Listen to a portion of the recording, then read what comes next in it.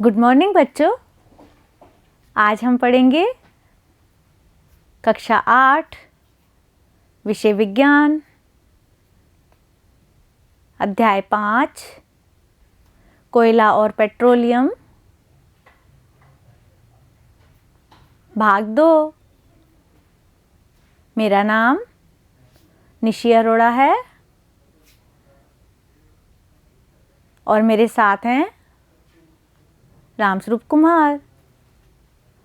बच्चों, भाग 1 में हमने पाठ के बारे में जाना कि कोयला और पेट्रोलियम क्या होते हैं, ये कैसे बनते हैं और इनके क्या उपयोग हैं। आज हम इस अध्याय के प्रश्नोत्तर करेंगे। शुरू करें।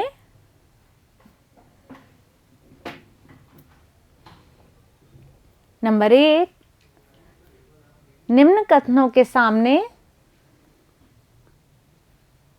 सत्य असत्य पर सही का निशान लगाइए। बच्चों, इस प्रश्न में कुछ कथन दिए गए हैं। अगर ये कथन सही हैं तो सत्य पर निशान लगाएंगे और अगर ये गलत है तो असत्य पर। ठीक है बच्चों। जीवाश्म ईंधन प्रयोगशाला में बनाए जा सकते हैं। क्या ये बात सही है? बच्चों, तुमने पढ़ा था ना कि जीवाश्म को बनने में लाखों वर्ष लगते हैं और ये कहाँ बनते हैं? पृथ्वी के अंदर। प्रयोगशाला में नहीं बनाए जा सकते। तो हम यहाँ कहाँ पे निशान लगाएंगे? असत्य पर। ठीक है बच्चों। पेट्रोल की अपेक्षा सीएनजी अधिक प्रदूषक ईंधन है। क्या ये सही है? नहीं, सीएनजी अधिक प्रदूषक ईंधन नहीं है, क्योंकि इससे धुआं भी नहीं निकलता और उपयोग में लेना आसान होता है। तो हम यहाँ पर कहाँ निशान लगाएंगे? असत्य पर। ठीक है। कोक कार्बन का लगभग शुद्ध रूप है। ये कथन सत्य है, तो हम सत्य पर निशान लगाएंगे। मिट्टी का तेल एक जीवाश्म ईंधन नहीं है। मिट्टी का तेल किससे मिलता है? बच्चों, मिट्टी का तेल पेट्रोलियम से प्राप्त होता है और पेट्रोलियम क्या है? एक जीवाश्म ईंधन। तो यह कथन असत्य है। हम असत्य पर निशान लगाएंगे। दूसरा प्रश्न, अति लघुतरात्मक प्रश्न। अब इसमें पहला प्रश्न करेंगे, कोक से आप क्या समझते हैं? उत्तर, यह कार्बन का लगभग शुद्ध रूप है।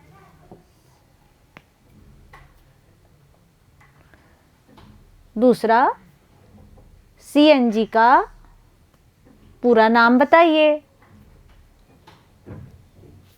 उत्तर, संपीड़ित प्राकृतिक गैस सीएनजी यानी कंप्रेस्ड नाइट्रोजन गैस। तीसरा, पेट्रोलियम क्या है? उत्तर, पेट्रोलियम एक जीवाश्म ईंधन है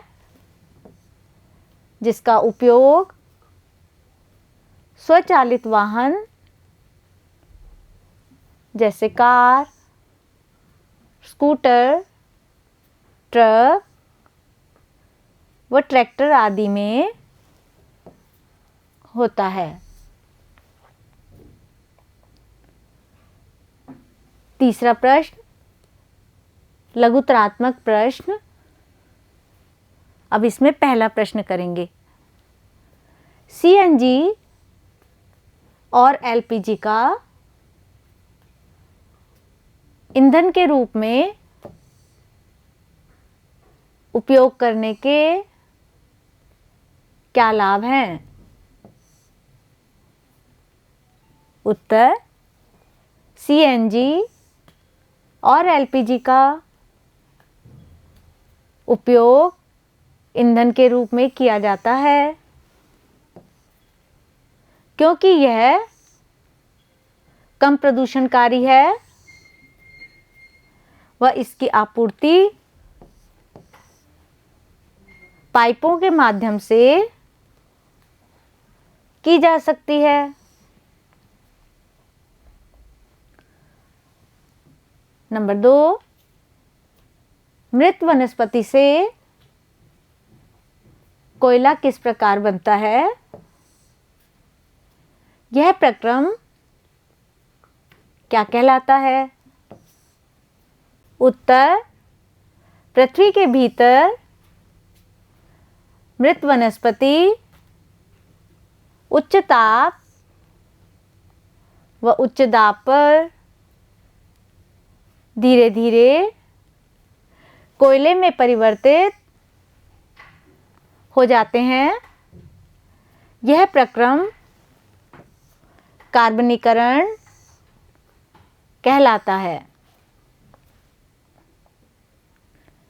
नंबर 4, निबंधात्मक प्रश्न। अब इसमें पहला प्रश्न करेंगे। कोक के अभिलक्षणों और उपयोगों का वर्णन कीजिए।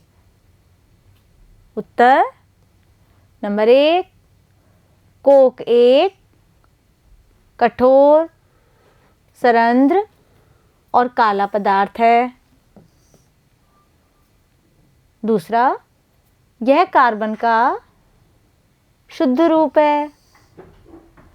नंबर 3, इसका उपयोग इस्पात के औद्योगिक निर्माण व बहुत सी धातुओं के निष्कर्षण में होता है। दूसरा प्रश्न, पेट्रोलियम निर्माण के प्रक्रम को समझाइए।